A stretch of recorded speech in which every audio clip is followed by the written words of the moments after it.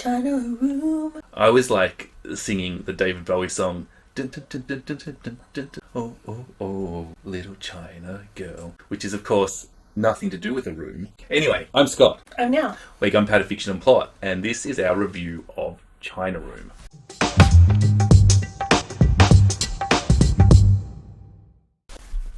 So what's the synopsis for this novel? Well, I think this is a fabulous premise for a novel. This woman is married to this man, and he has two brothers, and they have two wives, and she doesn't know which one of the brothers she's married to, and neither do the other wives. They all got married at the same time. This is a twin timeline novel. So the other timeline is a young man who arrives in India and is essentially withdrawing. He's somehow related to the woman. The woman in the first timeline. And we don't quite know how, so that sort of unravels as the plot progresses.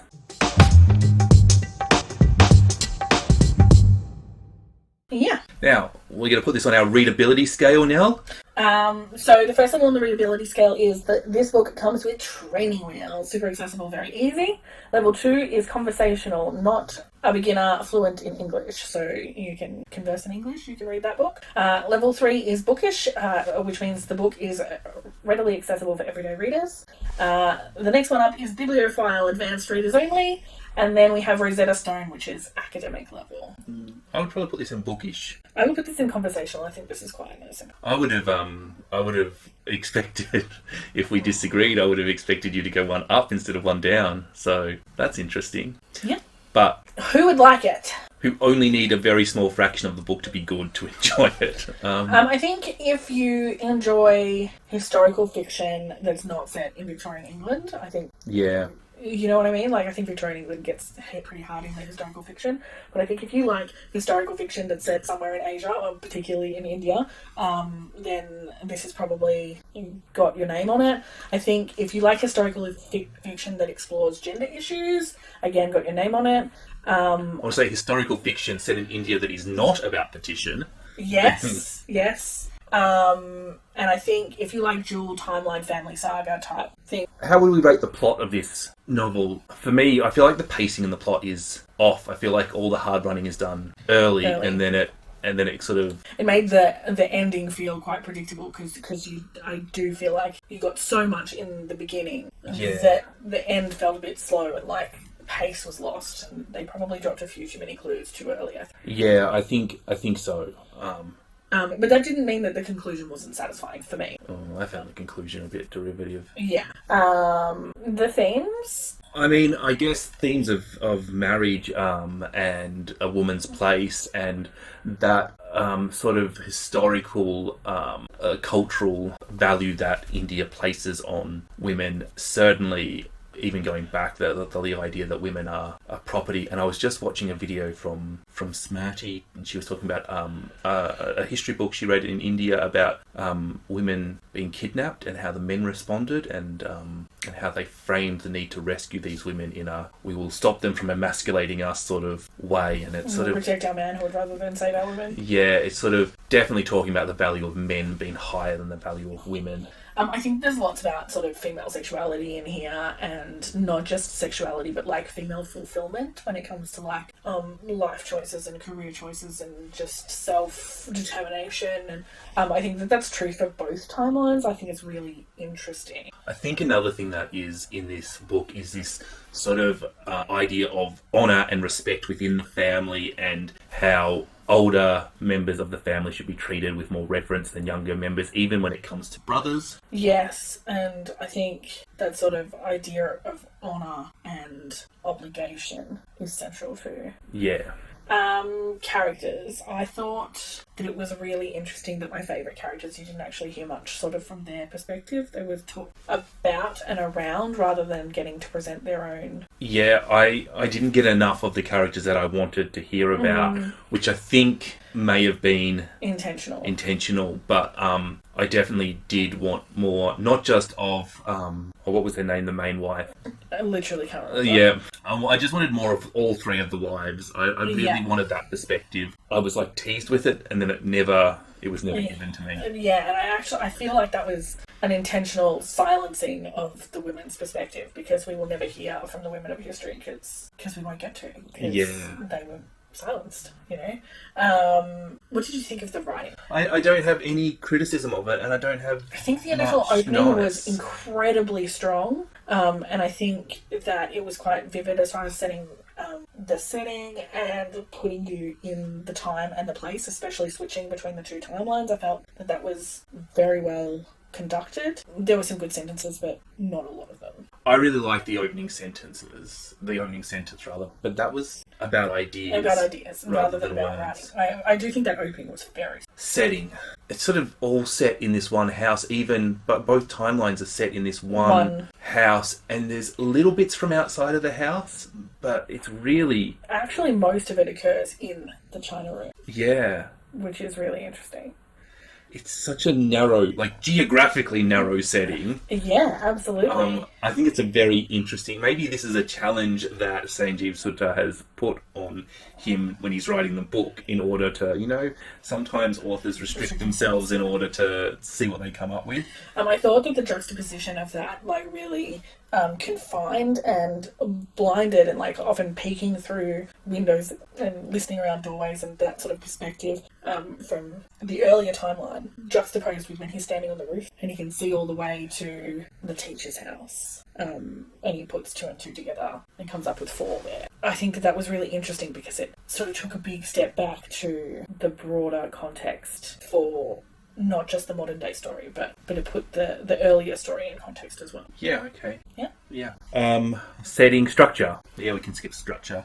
Okay. So we've got 2 timelines. How do they relate though? Because essentially they kind of don't. One is a descendant of the other, one is a man, one is a woman.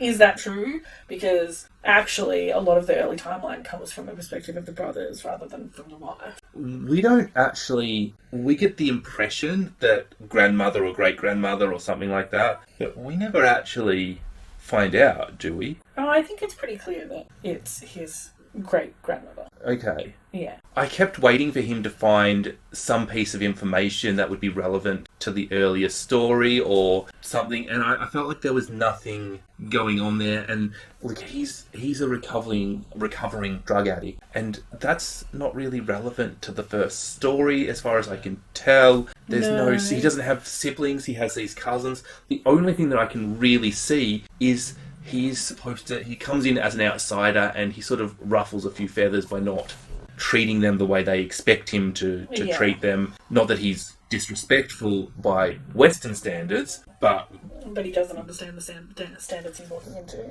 Yeah, I think that is a comparison to how this woman must have felt walking into the house, in that she didn't understand. She clearly didn't understand what was expected of her either, but her behaviour was much more constricted and timid and protective.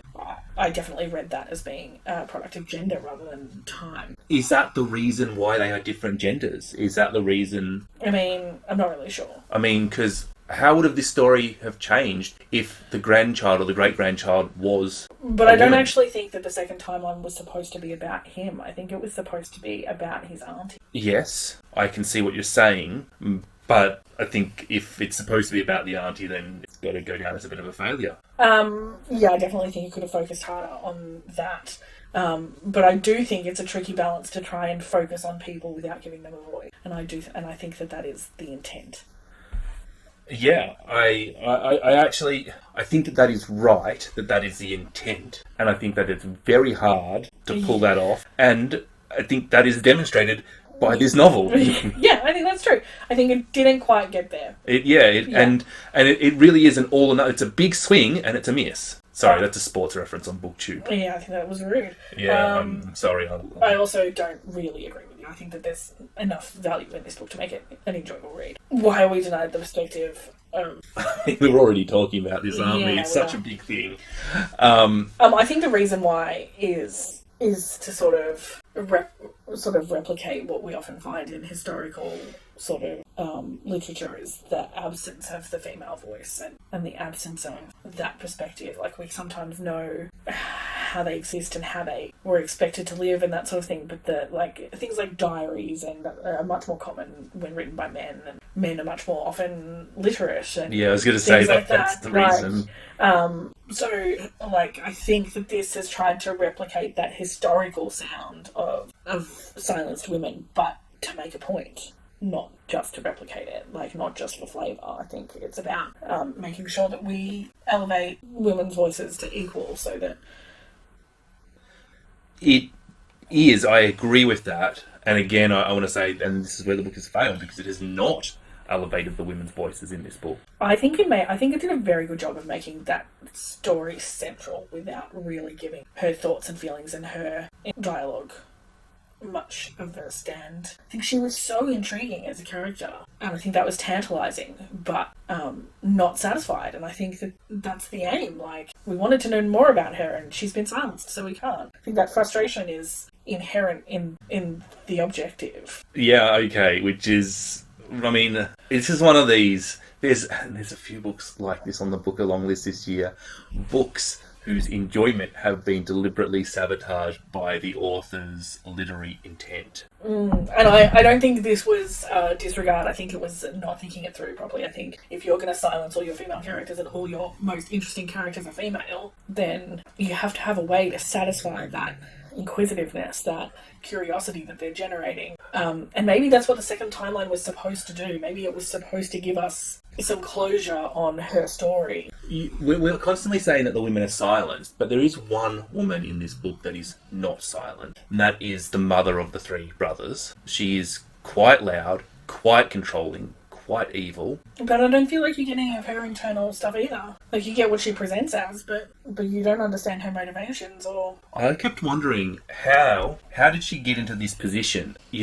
Considering the position that her stepdaughters were in, how does she get into this position? How does it suddenly all twist about?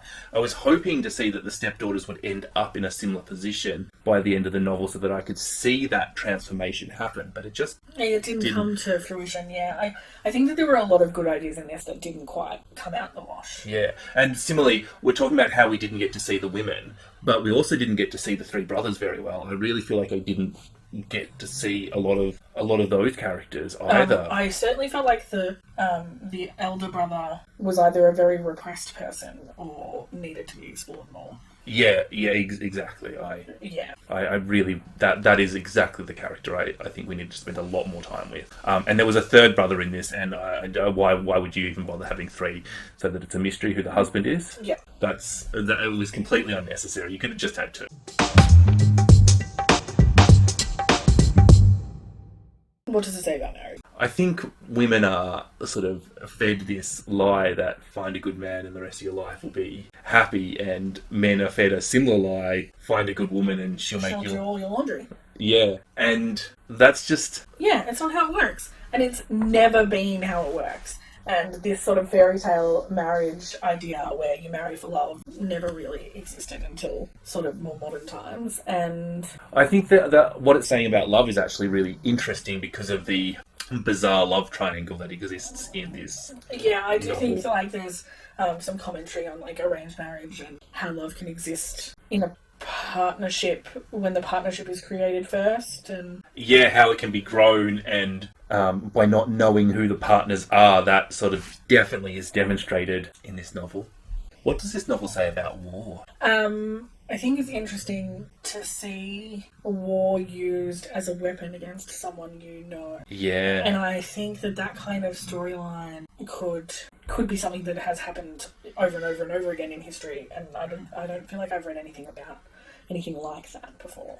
I definitely think that the example in this book, we're trying to discuss this without spoilers, but I definitely think that the killing of the brother, Well, he doesn't die. The attempted killing of the brother is really evil, but it is really something that would have happened millions of times before. And I have seen it in other things where I can remember, generals putting people on the front line because they were attracted to their wives and stuff in other... Oh, in those sort of scenarios, but not in a family saga sort of a way.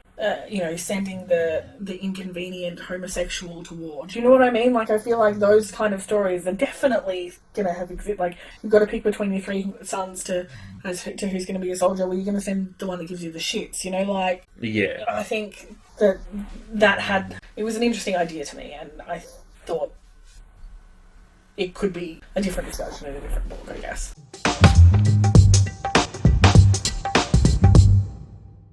What should you read next if you like this novel? I actually do feel like this is a little bit of a unique book, because what are we trying to replicate for this? Are we trying to replicate the setting? Are we looking for a novel based in India or around India? No, I think it's the unfamiliar.